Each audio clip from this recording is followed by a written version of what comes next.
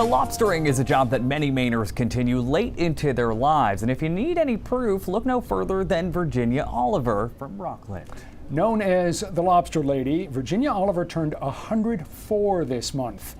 96 of those years have been spent hauling lobster traps. Wayne Gray, a family friend, told us that while Virginia hasn't hit the water yet this year, she did renew her fishing license and is making plans to continue her lobstering tradition.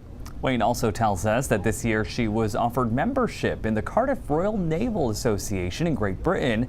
That's open to members of the Royal Navy and Royal Marines, but they sometimes extend membership to people who have an affinity with the sea. Wayne says Ginny was proud to accept the membership. Perhaps unsurprisingly, Ginny's story can now be found in book form. Last summer, I got to talk with Jamie Hogan and Alexandra Hinrichs about their book, The Lobster Lady, and how you begin to tell that story.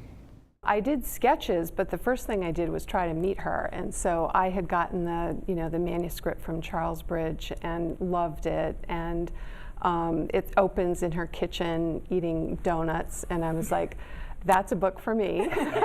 So I met her, was in her kitchen taking pictures, and it was short, but it was very sweet, and she's amazing. You'd seen news stories about her, you'd read articles about her, but what was it like when you actually met her? Well, she's pretty authentic. She's, she is, at the time I was worried that I should be wearing a mask when I visited her, and she said, oh no. And we sat down at her kitchen table, and she was just very friendly and telling little stories, and I was taking pictures. Of course, I didn't have pictures of her as a child, so I kind of had to bluff that, but I think the story really resonates just in terms of, finding what's authentic and what's really about staying on the water and doing what you love. We talked about how in the story you go back to her early childhood and what it was like growing up, spending much of her time on an island off of Rockland. Why did you want to tell the story in that way? You begin in the present and then give us the flashback and then wrap it up again by returning to the present.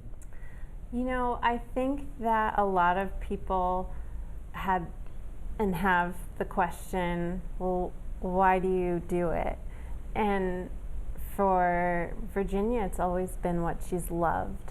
And when she talked about her childhood, the love of what she did there too was so apparent in those adventures, and that was what really kindled the lobstering love. And there are other careers she tried too. And it's an amazing Maine story. She is so rooted in the mid-coast, and it is such a quintessential Maine story, and of course one that goes back so far. There's really nothing else quite like it. What's the secret to creating illustrations that will pull in young readers? It's tricky. I think that with this one there was a lot of portraiture, and likenesses that I had to capture. So I was really after having those moments of expression that will draw kids in. And just the setting, you can't go wrong with a Maine setting, and particularly on the ocean. So I work in pastel, and so a lot of it is just pretty, I want the marks to show, I want it to look like it's drawn, it's not digital, but trying to kind of change the point of view so it's not static, and giving that sense of being in the landscape and the seascape. That's really important.